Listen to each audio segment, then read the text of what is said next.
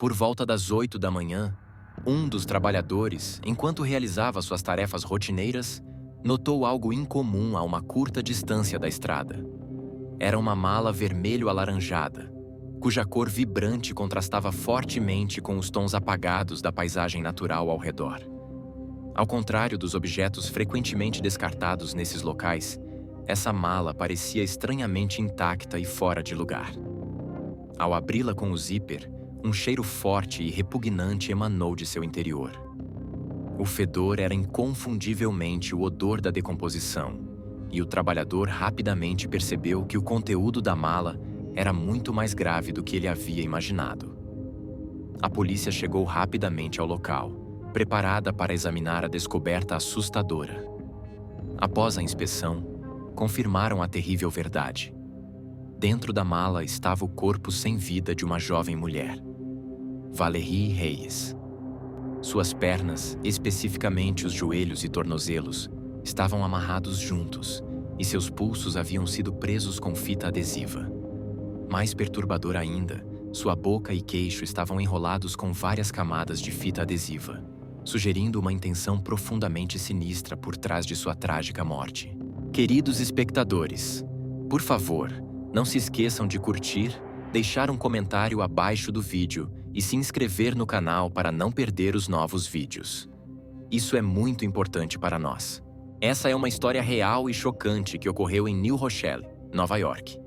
Trata-se de uma jovem chamada Valérie Reyes, nascida em 1º de abril de 1994, na tranquila cidade de New Rochelle, Nova York.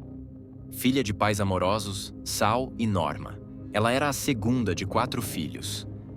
Tinha um irmão mais velho e 2 irmãos mais novos, e como única filha, Valérie ocupava um lugar especial na família. Seu forte vínculo com a mãe era evidente desde cedo, já que Norma cultivava a paixão inata de Valérie por tudo que envolvia a arte.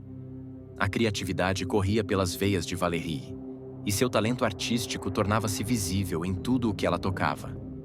Fosse desenhando imagens vibrantes, decorando seu quarto ou criando presentes atenciosos para amigos e familiares. Valérie era uma alma gentil, que transbordava compaixão, bondade e altruísmo. Desde seus primeiros anos, demonstrava uma inclinação para a vida doméstica e a simplicidade. Ao contrário de muitos de seus colegas que se sentiam atraídos por festas, ela encontrava consolo e alegria em atividades mais tranquilas. Seu amor por livros era inabalável. Passava horas mergulhada nas páginas de romances de todos os gêneros, da literatura clássica aos thrillers contemporâneos. A família e os amigos próximos eram o centro de seu mundo, e ela priorizava passar tempo com eles acima de tudo. Após se formar no ensino médio em 2012, Valérie deu seus primeiros passos em direção à independência ao se matricular na New Rochelle College. A vida universitária abriu novas portas para ela, apresentando-lhe um círculo social mais amplo e permitindo-lhe criar conexões significativas. Amigos e conhecidos a descreviam como efervescente, alguém que irradiava calor e bondade genuínos. Os domingos continuavam sagrados para a família Reyes. Um dia que todos aguardavam com grande expectativa. Esses dias em família eram repletos de risos, companheirismo e pequenas alegrias. Jogos de tabuleiro, caminhadas na natureza e visitas a cafés locais encantadores tornaram-se rituais preciosos que Valérie abraçava de todo o coração. Mesmo com o passar dos anos, ela mantinha um lado brincalhão e travesso, especialmente quando passava tempo com os irmãos mais novos, que a adoravam. Equilibrando suas responsabilidades acadêmicas, Valérie conseguiu um emprego de meio período em uma livraria localizada em um movimentado shopping em East Chester. Esse trabalho era mais do que apenas uma fonte de renda para ela. Era uma forma perfeita de alimentar seu interesse literário. Ela prosperava naquele ambiente, recomendando livros aos clientes e discutindo as nuances de diferentes gêneros. Sua paixão pela leitura era tão profunda que era frequentemente vista com um livro na mão, mesmo durante seus momentos de lazer nos cafés. Além de seu amor pelos livros, Valérie tinha uma ampla gama de hobbies que refletiam sua personalidade multifacetada. Gostava de cantar em seu apartamento acolhedor, fazer longas caminhadas por rotas cênicas e embarcar em trilhas aventureiras. No entanto, a arte permanecia sua paixão mais verdadeira. Valérie tinha um talento único como retratista, refletindo o caráter de seus amigos e colegas em seus desenhos. Esse amor pela arte se estendeu gradualmente para um interesse por tatuagens, inspirado por seu irmão mais velho, que já era um tatuador habilidoso. Valérie sonhava em um dia ter seu próprio estúdio de tatuagem, um lugar onde pudesse dar vida às suas visões artísticas. Ela era incansável em sua busca por esse objetivo, praticando sua arte com dedicação e mergulhando no universo da tatuagem. Seu sonho não era apenas criar tatuagens, mas usar sua arte para ajudar as pessoas a expressarem suas próprias identidades. Apesar de seu olhar positivo sobre a vida, Valérie não estava livre de lutas. Frequentemente enfrentava crises de ansiedade e episódios de depressão, desafios que às vezes ofuscavam sua personalidade vibrante. Em janeiro de 2018, a vida de Valérie tomou um rumo inesperado quando ela conheceu um homem chamado Javier através de um site de relacionamentos. O relacionamento começou de forma promissora, mas rapidamente desandou. Ao longo dos 3 meses de romance, tornou-se evidente para Valérie que os sentimentos de Javier por ela eram mais intensos do que os dela por ele. Ela confidenciou aos amigos que não via futuro no relacionamento, descrevendo-o como um capítulo breve e não como uma conexão significativa. Com o aumento das tensões, Valérie tomou a difícil decisão de terminar tudo em abril de 2018. No entanto, Javier teve dificuldades em aceitar o fim do relacionamento, ligando e enviando mensagens com insistência na tentativa de reacender o romance. Sua recusa em seguir em frente criou uma tensão persistente que Valérie considerava cada vez mais desgastante. Em setembro de 2018, vários meses após o término, Javier voltou a entrar em contato com Valérie, alegando que precisava reembolsá-la por uma cobrança feita por engano no cartão de débito dela. Segundo ele, havia utilizado as informações do cartão dela por engano em uma compra online e queria devolver o dinheiro. Os detalhes de como isso aconteceu permaneciam incertos. Se Valérie havia fornecido conscientemente as informações, ou se os dados haviam sido salvos durante o tempo em que estiveram juntos. De qualquer forma, a paciência de Valérie com Javier já havia se esgotado naquele momento. Ela planejava envolver uma amiga para lidar com a questão financeira, esperando minimizar qualquer interação futura com o ex-namorado. Esse incidente marcou um ponto de virada, já que Javier parecia finalmente compreender que o relacionamento deles estava irremediavelmente acabado. Durante alguns meses, suas tentativas de contato cessaram, dando a Valérie um alívio muito necessário. Quando completou 24 anos, Valérie morava sozinha em um modesto apartamento no subsolo em New Rochelle. Dadas suas condições psicológicas anteriores, viver em solidão não contribuiu para o fortalecimento de sua autoconfiança. Os ataques de pânico e a ansiedade começaram a retornar com mais frequência. A jovem já vivia sozinha há algum tempo, mas, nas semanas recentes, vinha sendo dominada por uma inquietação crescente e uma sensação de paranoia. Um sentimento de vulnerabilidade intensificado pela ausência de entes queridos por perto. Valérie sempre foi uma pessoa profundamente empática e sensível, e essas sensações pareciam se intensificar quando ela passava longos períodos sozinha. No dia anterior, um domingo, ela havia passado um dia alegre com sua família. Risos ecoaram por toda a casa, e tudo parecia perfeito. Pelo menos, era assim que tudo parecia para quem a cercava. Mas na segunda-feira, 28 de janeiro de 2019, algo mudou. Valérie ligou para sua mãe em estado de pânico. Sua voz tremia de medo enquanto ela confessava uma premonição arrepiante. Sentia que sua vida estava prestes a acabar, que ia morrer. Suas palavras eram assustadoras, carregadas de um temor que parecia inexplicável, mas profundamente real para ela. Norma, sua mãe, ficou atônita. Ouvir tal declaração da filha partiu seu coração com preocupação e incredulidade. O tom de Valérie transmitia uma urgência, uma convicção impossível de ignorar. Era como se ela pudesse ver ou sentir algo que mais ninguém podia. Essa mudança repentina em seus pensamentos e comportamento não vinha totalmente do nada. Norma sabia que a filha havia passado por um término difícil apenas 5 dias antes. Estava claro que Valérie havia sido profundamente afetada pelos eventos recentes de sua vida, e sua mãe fez o possível para confortá-la. Norma insistiu para que Valérie voltasse para casa, caso estivesse se sentindo tão angustiada e solitária. Ofereceu-lhe o consolo do abraço familiar, na esperança de aliviar a ansiedade da filha.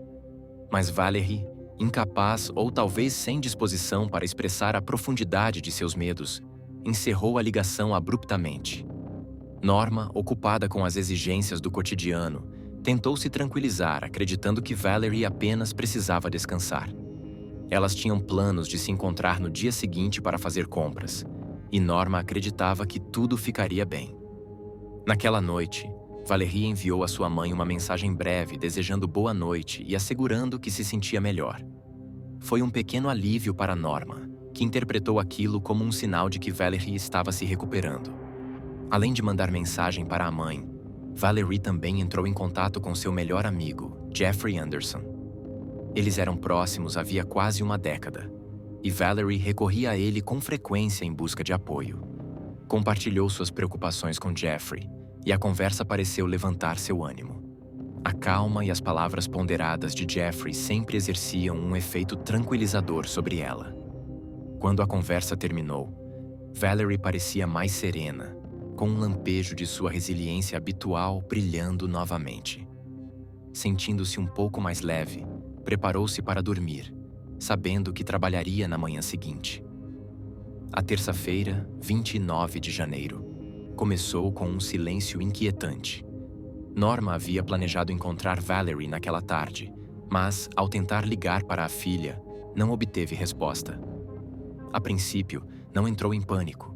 Talvez Valérie tivesse dormido demais ou estivesse apenas ocupada. Norma presumiu que, assim que tivesse um momento livre, Valérie retornaria à ligação para se explicar. No entanto, as horas passaram e ainda não havia notícias. A paciência inicial de Norma deu lugar à apreensão, mas ela tentou conter seus temores. Afinal, Valérie parecia bem na noite anterior. Talvez tivesse desligado o telefone para descansar e recuperar as energias. O que Norma não sabia era que Valérie não havia comparecido ao trabalho naquele dia. Não ligou para avisar que estava doente, nem informou ninguém sobre sua ausência. Isso era completamente fora de seu caráter. Valérie era responsável e cuidadosa. Raramente faltava com um turno sem um bom motivo. Na quarta-feira, quando ela faltou a mais um dia de trabalho e continuava ignorando ligações de amigos e familiares, a situação começou a parecer grave. A gerência da livraria, preocupada com seu desaparecimento inexplicável, também tentou entrar em contato, sem sucesso. Somente então a mente de Norma voltou às palavras assustadoras que Valérie havia dito na noite de segunda-feira. A lembrança da voz apavorada da filha, seus temores sombrios sobre a própria vida, voltaram com uma clareza alarmante. A preocupação de Norma se transformou em medo absoluto. Ela ligou repetidamente, mas todas as tentativas caíam direto na caixa postal. A essa altura, estava claro que algo terrível havia acontecido. Desesperados por respostas, os pais de Valérie denunciaram seu desaparecimento ao Departamento de Polícia de New Rochelle. Em poucas horas, fotografias de Valérie e descrições detalhadas de suas características físicas foram distribuídas por toda a região. A urgência das ações não era motivada apenas pelo mistério do desaparecimento de Valérie, mas também por um contexto aterrador. Nos últimos meses, havia ocorrido diversos ataques contra mulheres nas imediações de onde Valérie morava. Esses incidentes haviam terminado de forma trágica, lançando uma sombra sombria sobre a comunidade. O primeiro passo da investigação foi visitar o apartamento de Valérie. Os detetives não encontraram sinais imediatos de luta ou arrombamento, mas suas observações levantaram dúvidas sutis, porém perturbadoras. Espalhados pelo apartamento havia pequenos vestígios de sangue, em fronhas, no vaso sanitário e no chão do banheiro. Inicialmente, esses traços não pareceram suspeitos. Os investigadores consideraram explicações inocentes, como um ferimento leve ou sangramento nasal. Contudo, outras descobertas no apartamento aprofundaram o mistério. O celular de Valerie, iPad, carteira, algumas roupas e até um pequeno travesseiro estavam desaparecidos. A primeira coisa que passou pela mente dos investigadores foi que a garota havia fugido. Talvez estivesse envolvida em algo ilegal ou escondendo-se de alguém. Foi assim que a polícia raciocinou, mas os pais discordaram categoricamente dessa suposição. Tinham certeza absoluta de que Valerie os teria avisado se fosse embora. Ela não era o tipo de pessoa que desapareceria sem explicação, especialmente sabendo o quanto isso atormentaria a família. Tal comportamento era completamente incompatível com a filha atenciosa e gentil que eles conheciam tão bem. Norma compartilhou com a polícia os detalhes perturbadores das palavras e pensamentos sombrios de Valerie antes de desaparecer. Valerie havia confidenciado à mãe que sentia um medo intenso de que alguém estivesse tentando machucá-la, até mesmo matá-la. Agora, Norma se recriminava por não ter investigado mais a fundo a origem de uma crença tão assustadora. Na época, ela havia presumido que os temores da filha estavam ligados ao recente término do namoro. Parecia plausível que o sofrimento emocional pelo fim do relacionamento pudesse ter afetado seu estado mental. Consequentemente, o ex-namorado de Valerie, com quem ela havia rompido poucos dias antes, tornou-se o primeiro foco da investigação. No entanto, o rapaz logo foi excluído da lista, pois participou ativamente das buscas pela ex-namorada e tinha um álibi. Nos dias seguintes, a polícia, juntamente com a família e amigos de Valerie, recorreu às redes sociais em busca de ajuda. Seus apelos por informações espalharam-se rapidamente, gerando uma enxurrada de respostas. Entre as muitas dicas recebidas, uma veio de um amigo que afirmou ter visto Valerie perto da estação de trem de New Rochelle alguns dias antes. Segundo a testemunha, ela vestia um casaco verde escuro, jeans pretos e sapatos pretos. Outra pessoa relatou ter visto alguém parecida com Valerie em Manhattan. Ainda outra afirmou ter encontrado uma garota semelhante em um bar da cidade. A polícia investigou cuidadosamente cada uma dessas pistas, mas nenhuma das aparições pôde ser confirmada. A frustração pesava sobre a família Reis, à medida que as falsas esperanças se transformavam em mais perguntas do que respostas. Para obter uma visão mais clara dos movimentos de Valerie, os investigadores decidiram examinar sua atividade financeira. Rastrearam sua conta bancária e descobriram vários saques feitos com seu cartão de débito, totalizando mais de $10.000, realizados em caixas eletrônicos de New Rochelle. Essa revelação acrescentou uma nova dimensão ao caso, sugerindo que alguém havia forçado Valerie ou roubado seu cartão. A polícia rapidamente solicitou as imagens das câmeras de segurança dos caixas eletrônicos. No entanto, revisar as gravações exigia tempo e paciência, ambos em falta diante da urgência crescente da situação. Finalmente, na manhã de 30 de janeiro, os detetives descobriram uma pista crucial. Um dos vídeos de vigilância capturou a figura de uma mulher parecida com Valerie perto de um caixa eletrônico naquela manhã. As imagens em baixa resolução mostravam uma jovem com um casaco escuro, o rosto parcialmente encoberto. Quando as fotos foram mostradas a Norma, ela hesitou, mas acabou reconhecendo que a garota se parecia muito com sua filha. Pela primeira vez em dias, uma centelha de esperança surgiu em seu coração. As imagens foram divulgadas à imprensa, acompanhadas de um apelo por ajuda do público. Apesar da ampla divulgação da imagem e dos dados de Valerie, nenhuma pista significativa surgiu. Os dias se estenderam por uma semana e a trilha permanecia fria. A polícia e a família de Valerie estavam cada vez mais desesperadas, colhendo apenas frustração e tristeza. Então, na manhã de 5 de fevereiro de 2019, o impensável aconteceu. Um grupo de trabalhadores em Greenwich, Connecticut, a aproximadamente 16 quilômetros da casa de Valerie, realizava a manutenção de rotina em uma área arborizada próxima à estrada. Por volta das 8 da manhã, um dos operários notou uma mala vermelho-alaranjada a uma curta distância da via. A mala se destacava contra o cenário natural, Não parecia desgastada nem abandonada há muito tempo. Sua aparência imediatamente levantou suspeitas. A curiosidade superou a cautela, e um dos trabalhadores se aproximou da mala. Ao abri-la com o zíper, um cheiro insuportável tomou conta do ar, forçando-o a recuar em horror. O que ele havia descoberto era mais do que poderia imaginar. A polícia foi chamada ao local e chegou rapidamente para investigar a descoberta assustadora. Dentro da mala estava o corpo sem vida de uma jovem mulher. A camisa estava desabotoada, os sapatos da vítima estavam ausentes, os joelhos e tornozelos da garota estavam amarrados, seus pulsos também estavam presos com fita adesiva, e a boca e o queixo estavam envoltos em várias camadas de fita adesiva. Um exame mais detalhado revelou a extensão da brutalidade infligida à vítima. Seu rosto e cabeça apresentavam múltiplas lesões, indicando que ela havia sido severamente espancada antes de morrer. Seu nariz e ossos da bochecha estavam quebrados, e seu crânio mostrava sinais de fraturas. Um lado do rosto estava tão inchado e machucado que mal podia ser reconhecido. A decomposição do corpo sugeria que ela já estava morta havia vários dias. O corpo foi imediatamente enviado ao laboratório forense para uma autópsia detalhada. No dia seguinte, o médico legista confirmou que a causa da morte foi estrangulamento, revelando que Valerie havia suportado momentos finais de sofrimento agonizante. O processo de identificação formal do corpo exigiu a presença de membros da família. O pai e o irmão mais velho de Valerie se apresentaram, decidindo poupar a mãe, Norma, da dor inimaginável de ver a filha naquele estado. Apesar dos extensos ferimentos que tornaram Valerie quase irreconhecível, ambos, seu pai e irmão mais velho, confirmaram sem hesitação que o corpo era mesmo dela.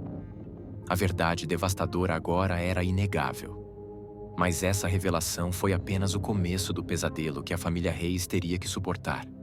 Como se a dor da perda não fosse suficiente, um incidente profundamente perturbador acrescentou mais uma camada de tormento. Descobriu-se mais tarde que um dos trabalhadores da estrada que encontrou o corpo de Valerie havia tirado uma fotografia da cena horrível. O funcionário, demonstrando uma chocante falta de discernimento, começou a compartilhar a imagem com conhecidos, descrevendo em detalhes grotescos a descoberta no bosque próximo à estrada principal. Suas ações insensíveis não pararam por aí. Ele chegou a entrar em contato com uma revista sensacionalista, oferecendo a foto para venda e publicação. O Departamento de Obras Públicas, onde o homem era empregado, rapidamente tomou conhecimento de suas ações. Horrorizado com a insensibilidade do funcionário, o departamento o afastou de suas funções administrativas, abrindo uma investigação e emitindo um pedido público de desculpas à família Reis. Embora o pedido fosse necessário, pouco conforto trouxe a família enlutada, que lutava para lidar com a imensa dor da perda de Valerie. Em meio ao caos, a polícia intensificou os esforços para desvendar o mistério dos últimos dias de Valerie. Os investigadores voltaram a rastrear a atividade bancária da jovem e descobriram uma série de transações que pintavam um quadro aterrador. O primeiro saque de sua conta ocorreu em 29 de janeiro, por volta das 5 da manhã, apenas algumas horas após sua última conversa com a mãe. Imagens de vigilância de um caixa eletrônico mostraram um homem vestindo calça preta e moletom com capuz da mesma cor, com o rosto coberto, sacando dinheiro. A câmera também capturou a placa do veículo em que ele estava. Os detetives rastrearam a placa até uma agência de aluguel de carros e identificaram o veículo como sendo um Honda, alugado por um curto período entre os dias 28 e 29 de janeiro. Para seu espanto, a pessoa que havia alugado o carro era ninguém menos que o ex-namorado de Valerie, Javier Henrique Dilo Roas. A revelação abalou profundamente o rumo da investigação. Nos dias seguintes ao desaparecimento de Valerie, Javier realizou vários saques da conta bancária dela, retirando mais de $10.000 no total. As evidências contra ele começaram a se acumular. Mas quem era Javier Henrique Dilo Roas? Nascido em 3 de janeiro de 1995, Javier era originário da Venezuela, um país mergulhado em uma crise econômica e humanitária catastrófica. Ele fazia parte dos milhões de refugiados venezuelanos que buscaram segurança e estabilidade em outros países. Javier chegou aos Estados Unidos usando uma permissão especial que autorizava cidadãos de certos países a permanecerem no país por até 90 dias, sem visto formal. Quando o período permitido expirou, ele optou por permanecer ilegalmente, relutante em retornar ao caos que havia deixado para trás. Estabelecendo-se em Flushing, Nova York, Javier levava uma vida modesta e instável. Trabalhou em diversos empregos. Para uma empresa de limpeza, depois como barista, cozinheiro e garçom em um restaurante fast food. Manteve um perfil discreto, evitando qualquer comportamento que pudesse atrair atenção para seu status migratório irregular. Para quem o conhecia, Javier parecia ser uma pessoa gentil e prestativa. Amigos o descreviam como atencioso e confiável, alguém sempre disposto a ajudar. No entanto, por trás dessa aparência exterior, escondia-se um homem cuja vida tomaria um rumo sombrio. Em janeiro de 2018, Javier cruzou o caminho de Valerie Reis em um site de relacionamentos. Desde o primeiro contato, Javier ficou cativado por ela. Investiu toda a sua energia para conquistar seu afeto, enchendo-a de atenção e carinho. Suas redes sociais passaram a exibir uma enxurrada de publicações proclamando admiração e amor por Valerie. Sua devoção era intensa e, quando finalmente se encontraram pessoalmente, ele estava determinado a torná-la parte integrante de sua vida. Mas Valerie não compartilhava da mesma intensidade de sentimentos. Embora apreciasse os gestos de Javier, não estava pronta para o tipo de compromisso sério que ele desejava. Quando Javier propôs que fossem morar juntos e construíssem uma vida como família, isso só serviu para afastá-la ainda mais. Valerie percebeu desde cedo que seu namorado queria muito mais do relacionamento do que ela estava disposta a oferecer. Ela não estava pronta para se comprometer com um homem, especialmente quando ainda tinha grandes planos para seu próprio futuro. No entanto, Javier não estava disposto a deixá-la ir tão facilmente. Apesar da decisão clara de Valerie, ele continuava ligando várias vezes ao dia e a bombardeava com uma enxurrada constante de mensagens de texto. Valerie sentia-se sufocada pela insistência dele e acabou bloqueando seu acesso em todas as plataformas de mensagens e redes sociais. Mas nem mesmo essas medidas o impediram completamente. Ele sempre encontrava novas formas de contatá-la, movido por uma obsessão que ignorava completamente seus limites. Norma, mãe de Valerie, estava ciente do relacionamento da filha com Javier. Desde os primeiros encontros, ela havia percebido algo inquietante no jovem. Ele parecia controlador e, com o tempo, ficou evidente que não hesitava em recorrer à manipulação para conseguir o que queria. Norma recordava-se de um episódio em que Javier inventou que sua mãe estava morrendo de câncer, numa tentativa de despertar a compaixão de Valerie e convencê-la a encontrá-lo. Isso mostrava até onde ele estava disposto a ir para reconquistar a atenção dela. O relacionamento romântico entre Valerie e Javier durou apenas um curto período, mas a perseguição dele se estendeu por muito mais tempo.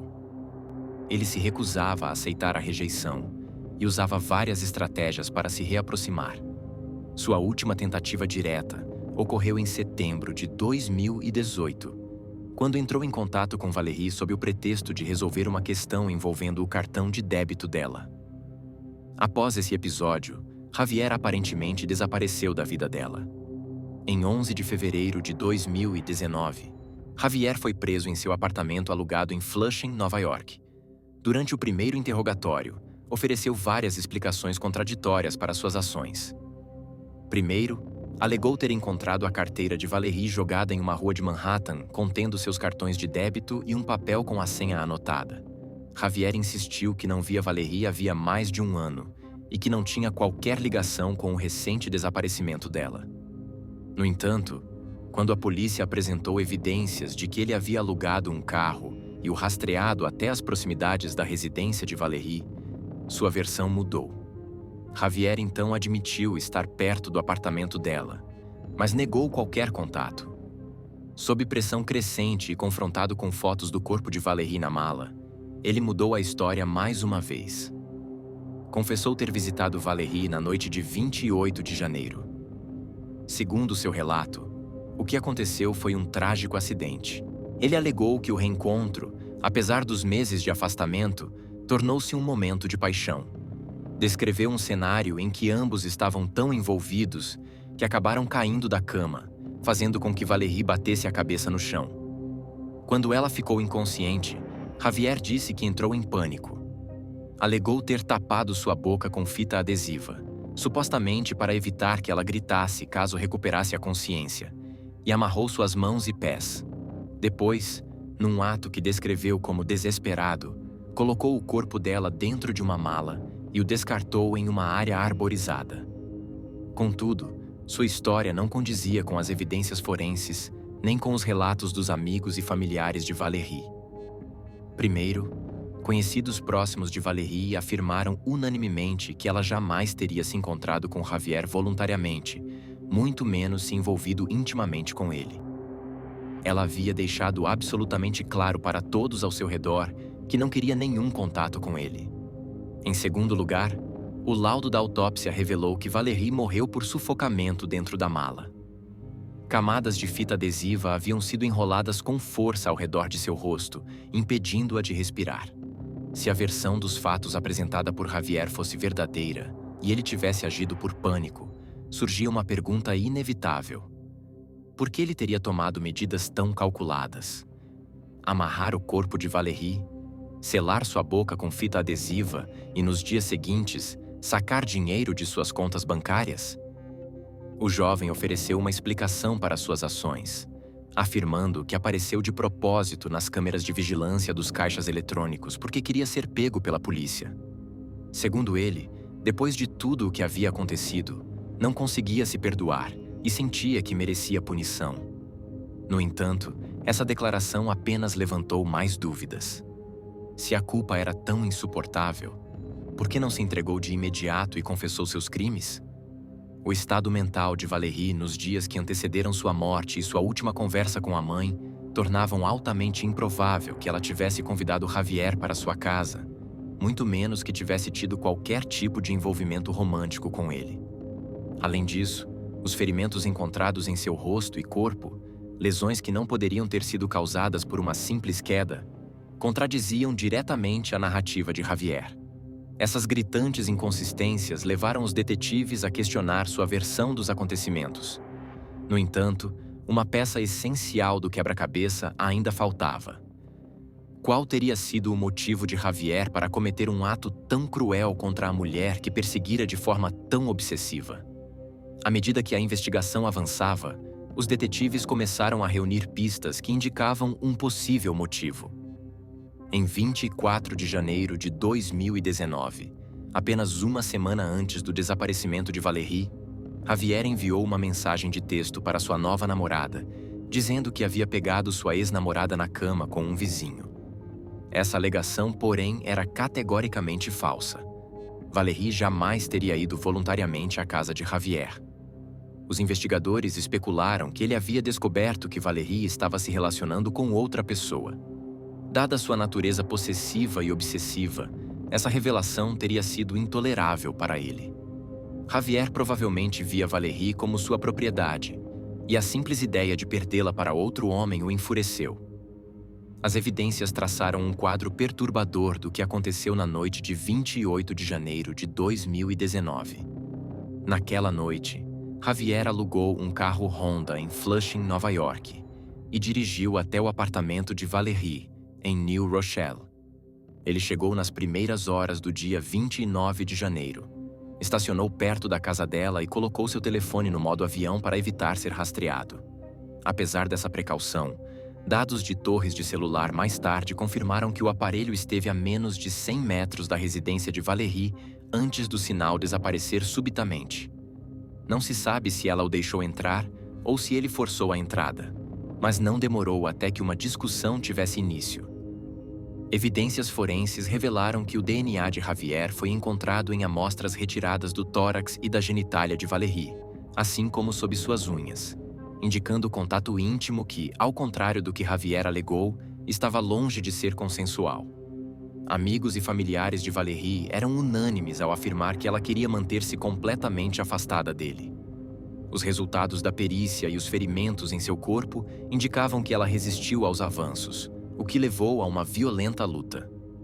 Durante o confronto, Valerie sofreu uma lesão grave na cabeça, múltiplos hematomas faciais e fratura no nariz. As provas apontavam para um agressor enfurecido dominando uma vítima aterrorizada. Quando Valerie perdeu a consciência, Javier intensificou sua brutalidade. Ele envolveu sua boca e queixo com várias camadas de fita adesiva, imobilizou suas mãos e pernas e a colocou dentro de uma mala vermelho-alaranjada, a mesma que haviam comprado juntos nos primeiros dias do relacionamento para uma viagem que nunca aconteceu. Valerie ainda estava viva quando ele fechou o zíper da mala e a colocou no porta-malas do carro alugado. Ela sufocou em poucos minutos, incapaz de respirar devido à fita e ao nariz quebrado.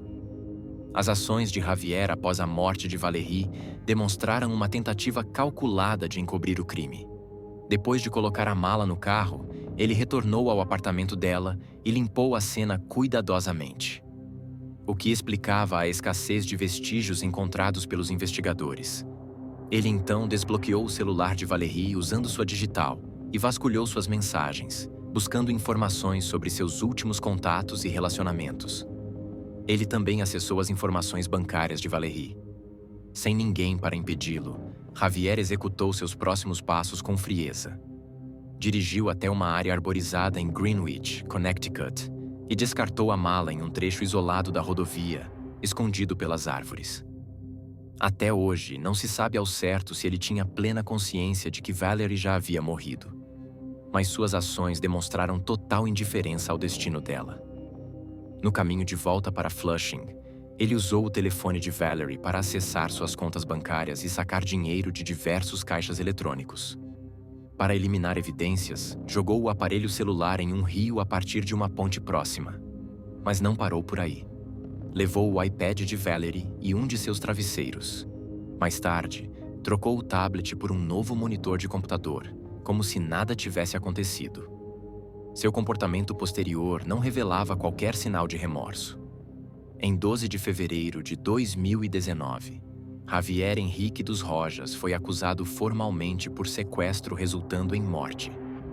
Por esse crime, ele enfrentava a pena de morte ou prisão perpétua. Demorou algum tempo até que o caso fosse levado a julgamento. A defesa de Javier tentou retratá-lo como uma vítima, na esperança de que o juiz retirasse a pena capital da mesa de negociações. Os advogados alegaram que este havia sido seu primeiro crime, cometido por ciúmes. Até então, ele possuía a reputação de ser uma pessoa decente, sem antecedentes criminais. Sua condição de refugiado também foi utilizada a seu favor. Disseram que ele sofria de depressão devido ao afastamento da família e que era um homem quebrado, arrependido de suas ações e plenamente consciente da gravidade do que havia feito. Em 5 de fevereiro de 2020, Javier Henrique dos Rojas declarou-se culpado do sequestro de Valerie Reis e das ações que levaram à morte da jovem. No tribunal, demonstrou arrependimento total e afirmou que jamais se perdoaria pelo que havia feito. Nem sequer teve coragem de pedir perdão à família Reis, ciente de que não o merecia. Quando Norma, a mãe de Valerie, tomou a palavra e expressou com emoção a dor de perder sua filha no auge da vida, Javier não conseguiu conter as lágrimas. Chorou baixinho no banco dos réus. Em 23 de setembro de 2021, Javier Henrique dos Rojas, então com 26 anos, foi condenado a 30 anos de prisão por sequestro resultando em morte. Devido ao fato de estar nos Estados Unidos ilegalmente, será deportado para a Venezuela assim que sua sentença expirar.